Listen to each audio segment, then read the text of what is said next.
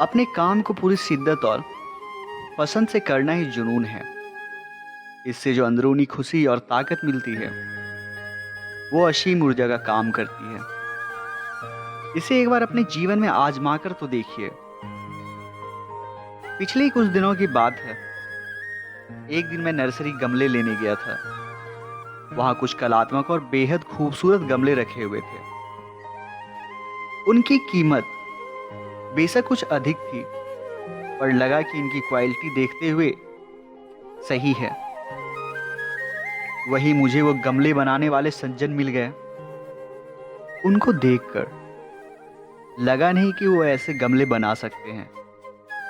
बातों बातों में पता चला कि वो एक एनसीसी में उच्च पद पर काम करते हैं। पोएट्री उनका शौक है, पैशन है। वह हर सप्ताह के अंत में यहाँ आते हैं और यह काम करते हैं।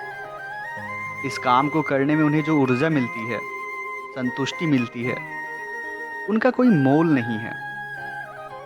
इस तरह के कई लोगों से आप मिले होंगे।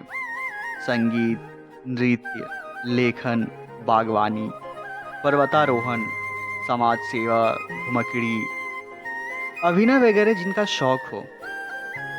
जरूरी नहीं कि वे अपने शौक या हुनर को अपना प्रोफेशन बनाएं।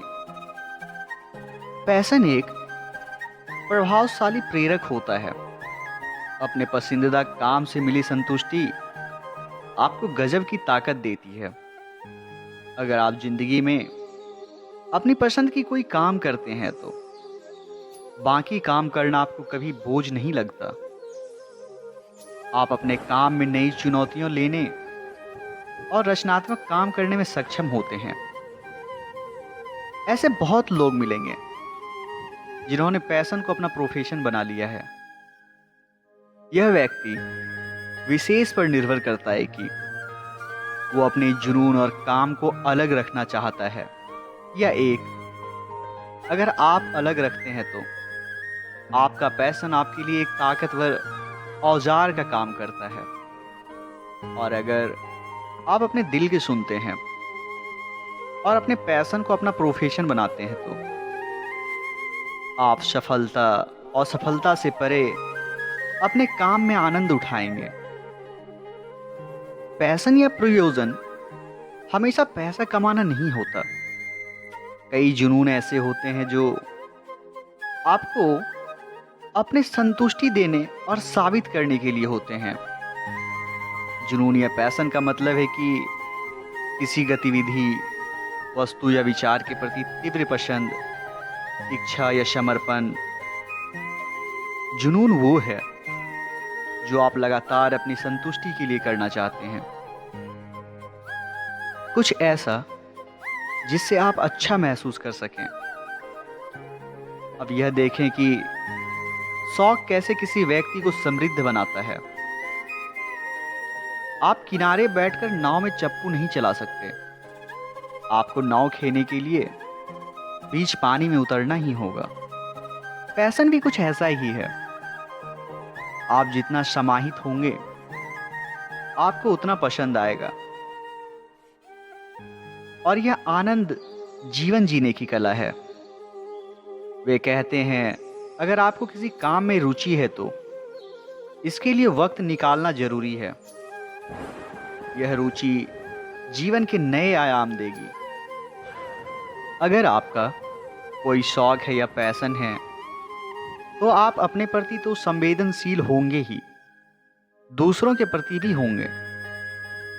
अपने जुनून को पूरा करने में आदमी इतना सकारात्मक हो जाता है कि वो एक बेहतर इंसान बनता है और समय के साथ आगे बढ़ता है। हमारे सामने कई ऐसे उदाहरण हैं जहां लोगों ने अपने शौक को विस्तार दिया।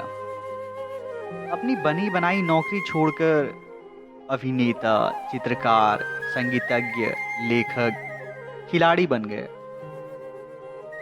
ये वो लोग थे जिन्होंने वक्त रहते अपना हुनर या जुनून पहचाना और उसमें आगे बढ़ने का निर्णय ले लिया। अक्सर ऐसा करने वाले अपने पैशन के बहुत करीब और ऊर्जा से भरपूर होते हैं।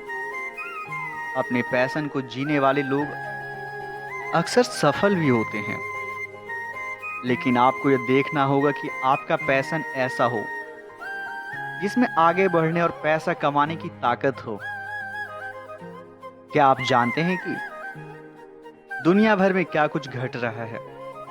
हर तरफ सवाल उठाए जा रहे हैं, संदेह किया जा रहा है, और जब किसी का सामना इन सब से होता है तो वह पूछता है कि उसे क्या करना चाहिए।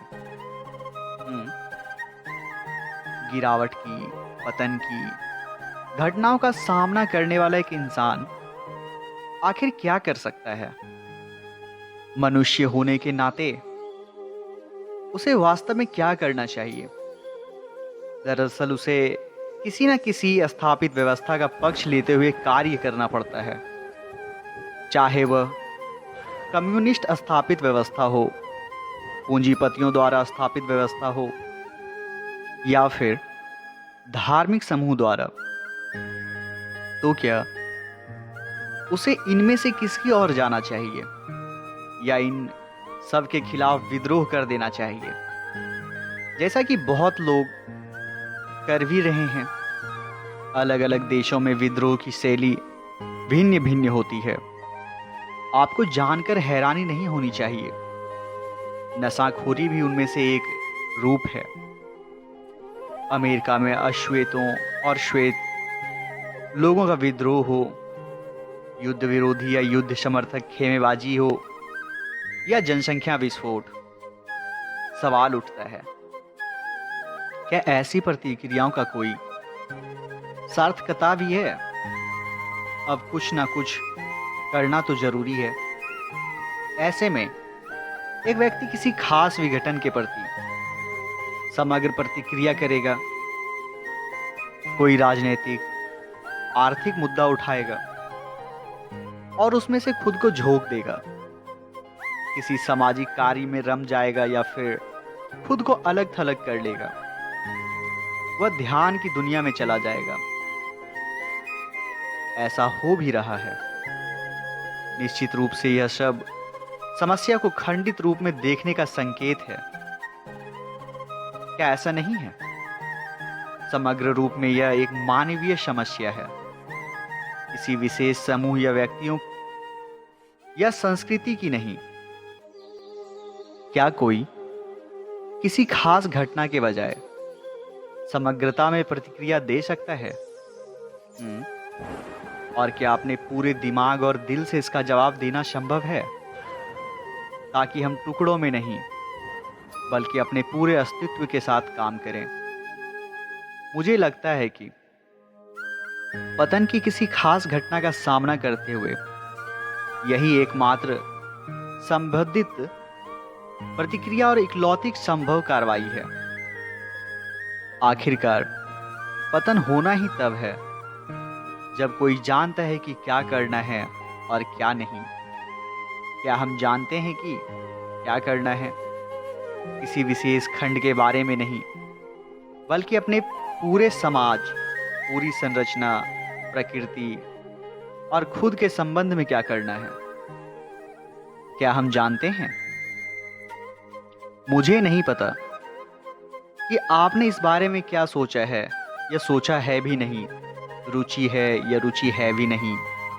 बहरहाल मूल सवाल पर आते हैं कि एक मनुष्य के रूप में हमें क्या करना चाहिए। अपने मन को तमाम आग्रहों, दुराग्रहों से मुक्त कीजिए। आपका या मेरा मन नहीं, बल्कि समग्र मानव मन को मुक्त कराइए। इस चीज के लिए पहले आपको मानसिक भय का उपाय करना होगा। मानसिक भय क्या होता है पता है? अभी अभी एक सरकारी अफसर से मिलना हुआ था, यही कुछ दिन पहले की बात है। बहुत अच्छे पद पर हैं, 40 के आसपास उम्र होगी, लेकिन लगते हैं 50 से ज्यादा के। उनके पास सब कुछ है, लेकिन वह सदा एक अनजान भय से ग्रसित रहते हैं।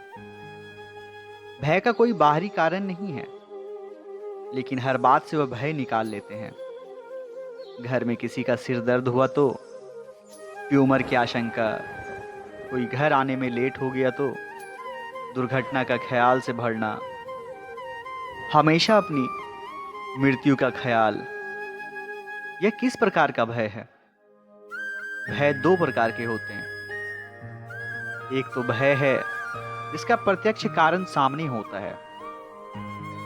कोई आदमी छाती के सामने धारदार छुरा लेकर खड़ा है, तब आप भयभीत हो जाते हैं। दूसरा भय और भी गहरा है, जो किसी बाहरी स्थिति के कारण नहीं, बल्कि भीतर जो भय पड़ा है उसके कंपन से पैदा होती है। आजकल अधिकांश लोग इसी भय से घिरे होते हैं। वही बाद में यह भय एंजाइटी, अवसाद वगैरह वगैरह बन जाता है। इस अकारण भय का असली कारण क्या है?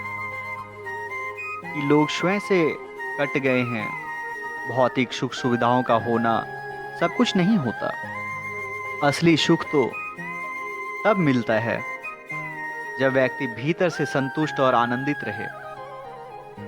आज बड़ा संकट यह है कि हर आदमी मानो अपने घर का पता भूल गया है। जिस संपत्ति को बढ़ा करके वह अहंकार से भर रहा है, वह उसके अंदर का खालीपन दूर नहीं करती। वस्तुतः मनुष्य की जड़ें उसकी आत्मा में हैं, लेकिन उसके ऊपर धन, अहंकार की मोटी परत चढ़ गई है। उसके नीचे आत्मा कराह रही है। उसे मुक्त करने के लिए ध्यान के सिवाय कोई और अन्य उपाय नहीं है। ध्यान अर्थात खुद की पहचान। सील से भय कट सकता है।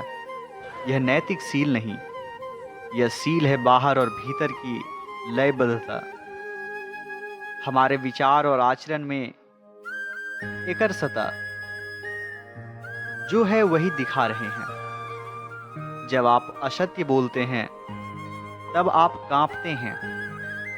जितना आप कांपते हैं उतना आप भय को शक्ति दे रहे हैं। जब आप क्रोध करते हैं तब आप कांपते हैं। जब आप घृणा करते हैं तब आप कांपते हैं। तो जो घृणा से भरा है, क्रोध से भरा है, द्वेष से भरा है, ईर्ष्या से भरा है, वह भय को बढ़ा रहा है। ये सब भय के भोजन हैं। कुछ चीजें ऐसी भी है जिनसे कंपन घटता है। घृणा से बढ़ता है तो प्रेम से घटता है। इसलिए जब हम गहरे प्रेम में होते हैं तो भय नहीं पकड़ता। सच्चाई, प्रेम, धैर्य, करुणा, क्षमा, ये सब सील के पहलू हैं। इन्हें अपने जीवन में स्थान दें तो ये आपके भीतर से भय को विसर्जित कर देते हैं। इसलिए मैं तो कहता हूं, अगर आपको जीवन में जीने के लिए जुनून चाहिए तो समस्या को समस्या की तरह देखें। आप अपने मानसिक भय का उपाय करें। जिस चीज से ज्यादा डर लगता हो उस चीज को देखें। कितना डरा सकती है आपको और कब तक? धीरे धीरे आप जान जाएंगे। जो चीजें आपको मुश्किल लग रही थी वह तो बहुत आसान थी। तो आज के लिए इतना ही। प्रेम से बोलिए राधे राधे।